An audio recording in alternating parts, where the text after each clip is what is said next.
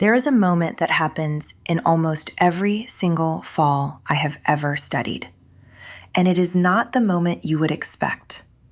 It is not the trip itself. It is not the stumble. It is a moment that happened months, sometimes years, before the fall ever occurred. A moment so small and so quiet that the person it happened to never even noticed it. Their walk changed. Just slightly. Just enough. And nobody, not a doctor, not a family member, not even the person themselves, ever connected that small change to what happened later.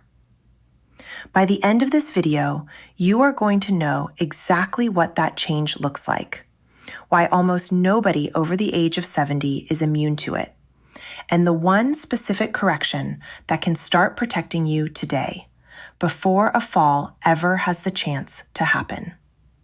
This is not about buying anything.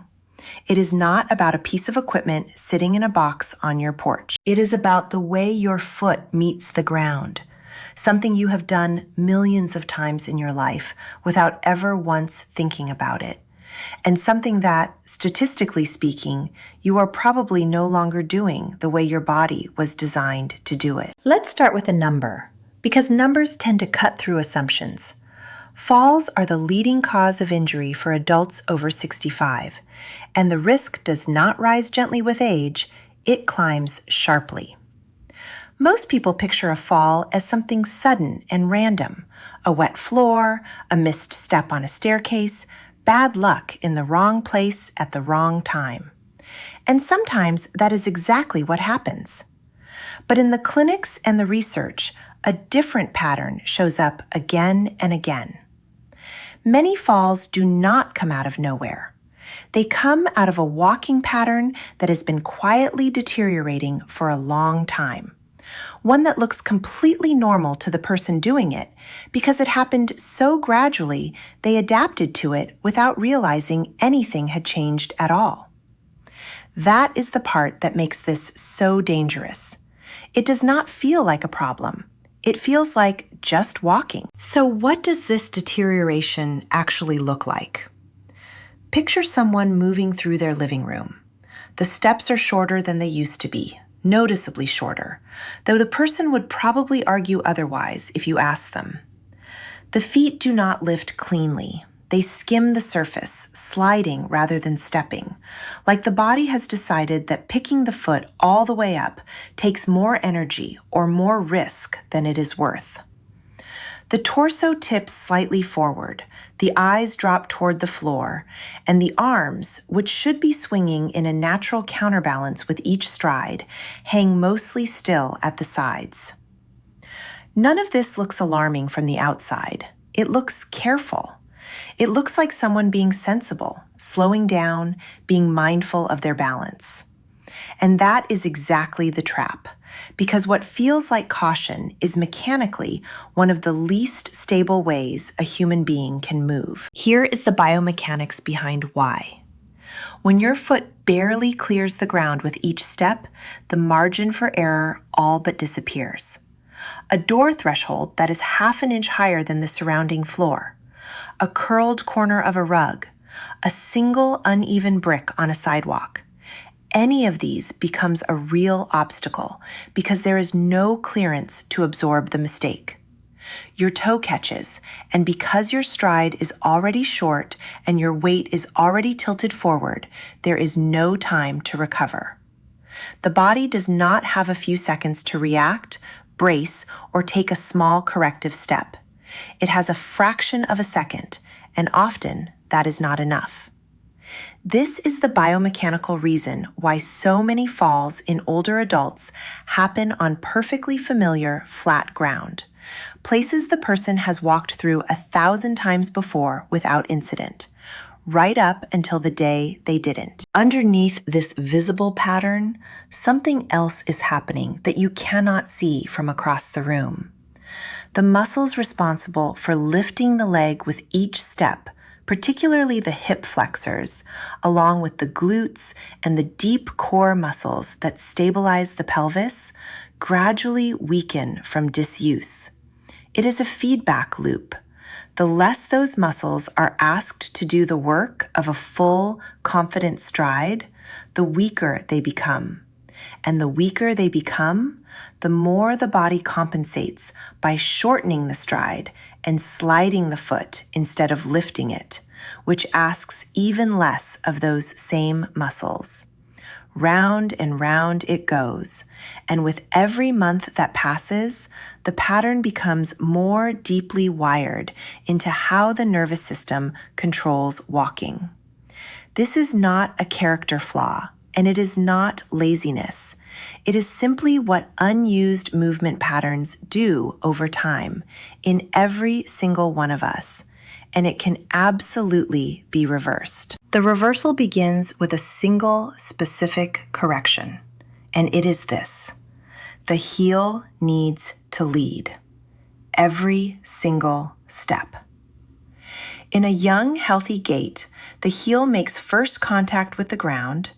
Then the body's weight rolls smoothly forward through the arch, across the ball of the foot, and finally pushes off through the toes to launch the next stride. It is a continuous rolling motion, and it is considered one of the most efficient and mechanically sound movement patterns the human body is capable of producing. But as confidence in balance erodes and the supporting muscles weaken, that heel-first contact disappears first. The foot starts landing flatter, sometimes almost toe-first, and the entire rolling motion collapses into something shorter, lower to the ground, and dramatically less stable. The shuffle is not a separate problem from the lost heel strike. It is the direct consequence of it. Correcting this does not require a gym membership, a piece of equipment, or hours of your day. With every step, the goal is to deliberately reach the heel forward a few inches further than feels automatic and let it land first, with intention.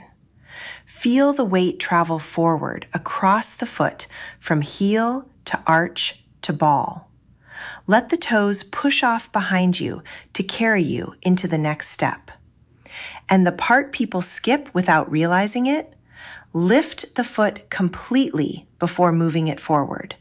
Do not slide it across the floor. Pick it up, reach it out, and place the heel down first.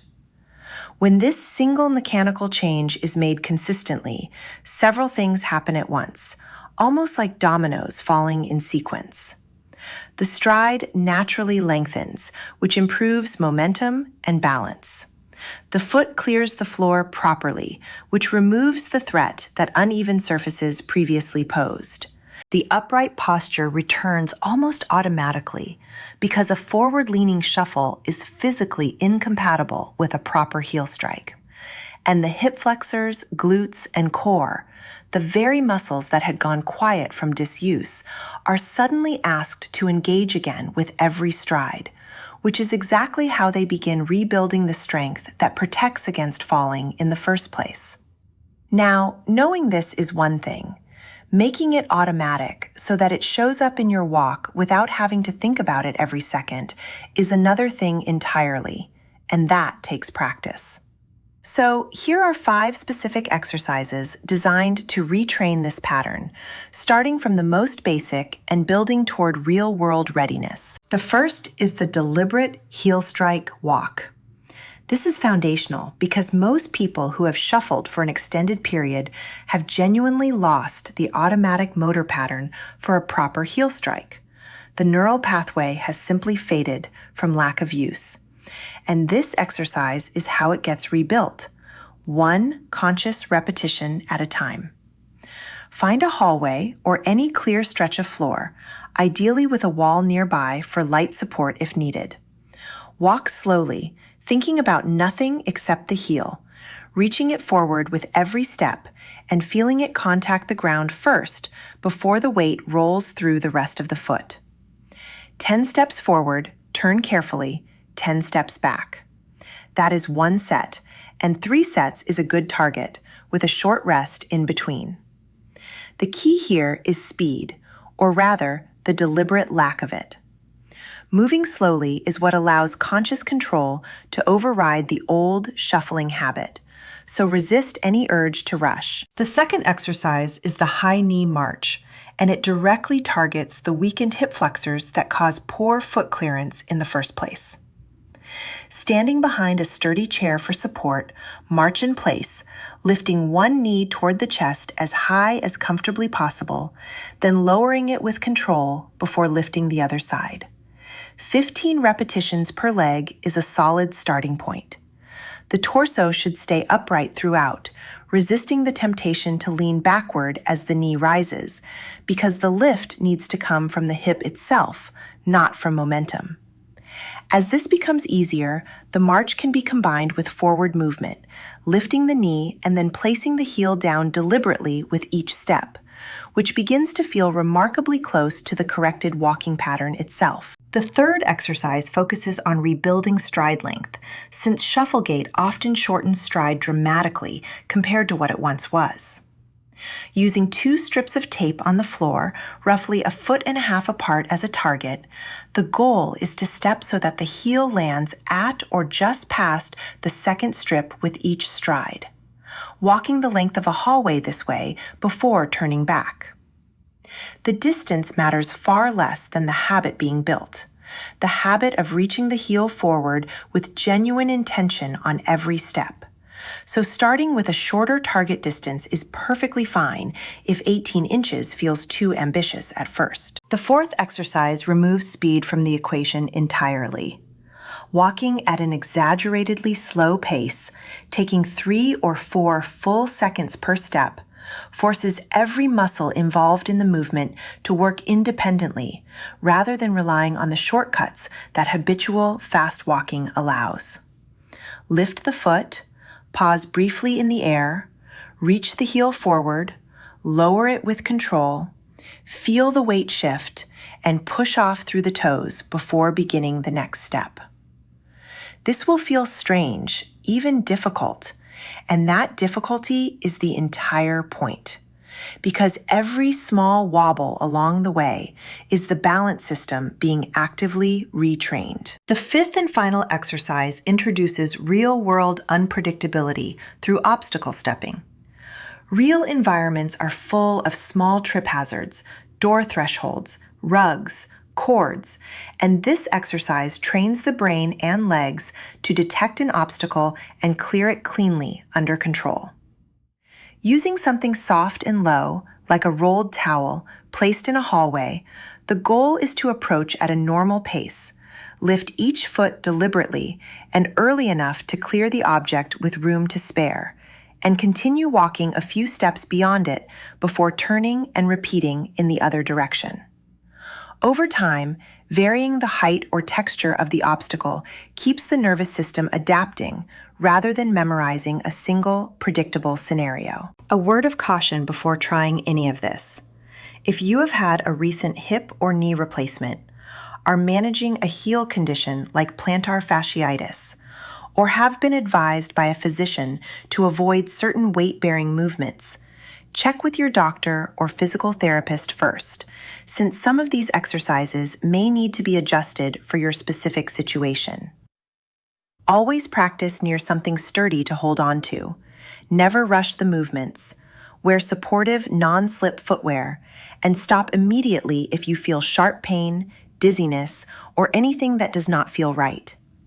Progress should always follow your body's pace, not a calendar. What makes this particular correction so powerful is not that it is complicated. It is that it is the opposite.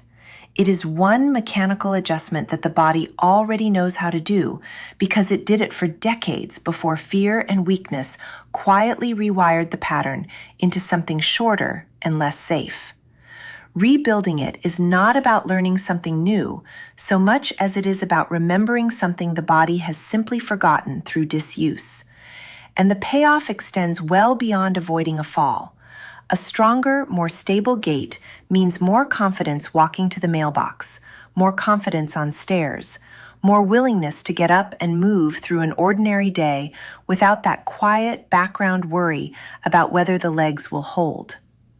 That kind of independence is not a small convenience. For a lot of people, it is the difference between living life on their own terms and slowly handing pieces of that independence away without ever choosing to. So here is the only thing I will ask of you today. The very next time you stand up and take a step anywhere, in your kitchen, down a hallway, across a parking lot, notice your heel. Just notice it. Is it leading the way, or is your foot sliding flat across the floor?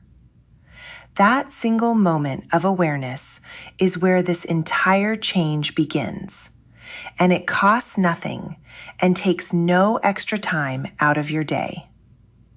If this video gave you something useful, let me know by leaving a comment, and tell me how long you think your walking pattern has actually looked like this, because most people are surprised once they really start paying attention. Subscribe if you would like more practical, no equipment guidance like this, and I will see you in the next one.